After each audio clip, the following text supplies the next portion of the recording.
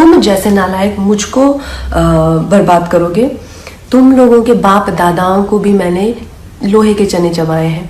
आज मैं अगर तुम लोगों जैसे लोगों की चलती ना मूवी माफिया और तुम जैसे सड़े हुए सूडो जर्नलिस्ट की चलती, तो आज मैं इंडिया की टॉप एक्ट्रेस और हाईएस्ट पेड एक्ट्रेस नहीं होती।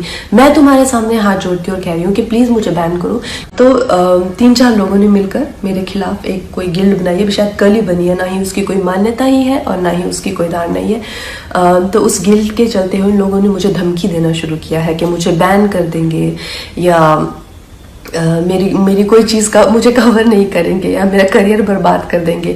अरे नालायकों, देशद्रोहियों, बिकाऊ लोगों, तुम लोगों को खरीदने के लाखों भी नहीं चाहिए। तुम लोग तो इतने सस्ते हो, 50-60 रुपए में बिछ जाते हो। आज मैं अपनी जो हमारी इंडियन मीडिया है उसके बारे में आपसे कुछ कहना चाहती हूँ, लेकिन मैं ये ज़रूर कहूँगी कि ऐसा नहीं है कि हर जगह अच्छे लोगों के साथ में कुछ बुरे लोग भी होते हैं। और जो मीडिया है उसने जितना मुझे प्रोत्साहित किया है, जितना मुझे प्रेरित किया है, इतने अच्छे सलाहकार, इतने अच्छे दोस्त जो मुझे मीडिया में मिले हैं, मैं कहूँगी कहीं ना कहीं मेरी सफलता में उनका बहुत बड़ा हाथ है। उनकी मैं हमेशा आभारी रहूँगी।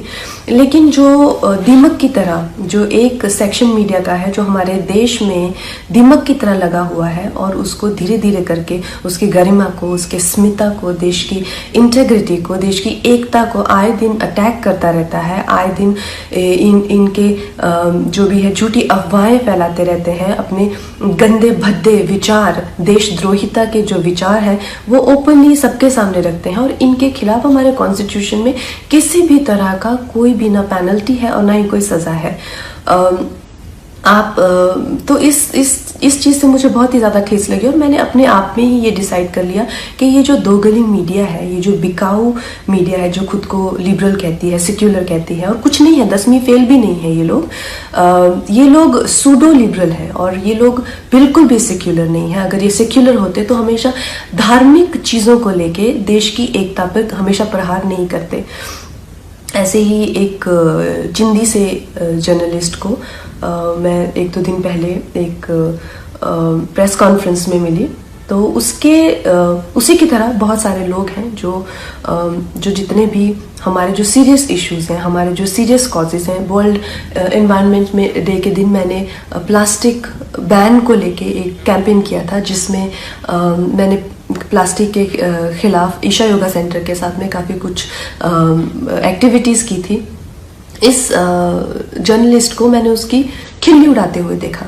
फिर मैंने काउ स्लॉटर के अगेंस्ट, एनिमल क्रूलिटी के अगेंस्ट एक कैंपेन किया, उसका भी ये मजाक उड़ा रहा था। एक शहीद पे मैंने फिल्म बनाई, उसके नाम की खिल्ली उड़ा रहा है। और प्लीज़ आप ये गौरतलब ये है कि इनके पास किसी भी तरह का कोई तर्क वितर्क, समीक्षा या विचार जो कि एक पत्रकार का हक है, उस तरीके से नहीं गाली गलौज करके, गंदी बातें लिख के, प्रोफेशनल ट्रोल्स जो हैं खुद को मुफ्त का खाना खाने पहुंच जाते हैं ये हर जगह प्रेस कॉन्फ्रेंस पे।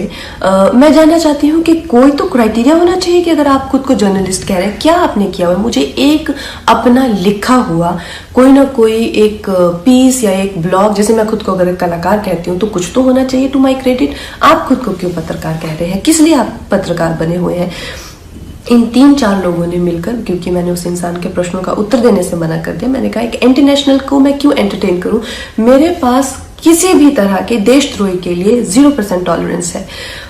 तो 3-4 लोगों ने मिलकर मेरे खिलाफ एक कोई गिल्ड बनाई है, शायद कल ही बनी है, ना ही उसकी कोई मान्यता ही है और ना ही उसकी कोई धार नहीं है। तो उस गिल्ड के चलते हुए लोगों ने मुझे धमकी देना शुरू किया है कि मुझे बैन कर देंगे या मेरी कोई चीज़ का मुझे कवर नहीं करेंगे या मेरा करियर बर्बाद कर देंगे। अरे नालायकों, देशद्रोहियों, बिकाऊ लोगों, तुम लोगों को खरीदने के लाखों भी नहीं चाहिए। तुम लोग तो इतने सस्ते हो, 50-60 रुपए में बिछ जाते हो। जो अपनी देश के साथ गद्दारी करे, अपनी ही थाली में जिसमें खाते हैं उसी में छेद करते हैं, क्योंकि मैं नहीं चाहती कि मेरी वजह से तुम लोगों के घर में चूल्हा जले। और इससे ज़्यादा बड़ा एहसान आप मुझ पे नहीं कर सकते कि आप मुझे बैन कीजिए। और जो भी मेरे भाई बहन इस देश के जो युवक युवतियाँ हैं जिन्होंने इन लोगों का बहिष्कार किया है, और जब मणिकर्णिका फिल्म भी आई थी और मूवी माफिया उसके अगेंस्ट पूरी गैंगअप हो गई थी, तो इन बच्चों ने इतने अच्छे तरह से हर दिन we stand with Manikarnika trend किया, उस फिल्म को बहुत सफल बनाया। फिल्म ने 150 करोड़ से ज़्यादा का बिजनेस किया। और इस चीज़ से मुझे इतना गर्व है अपने देशवासियों पर, आप लोगों के लिए। जो हो पाएगा उससे भी ज़्यादा करके दिखाएंगे। बहुत बहुत धन्यवाद।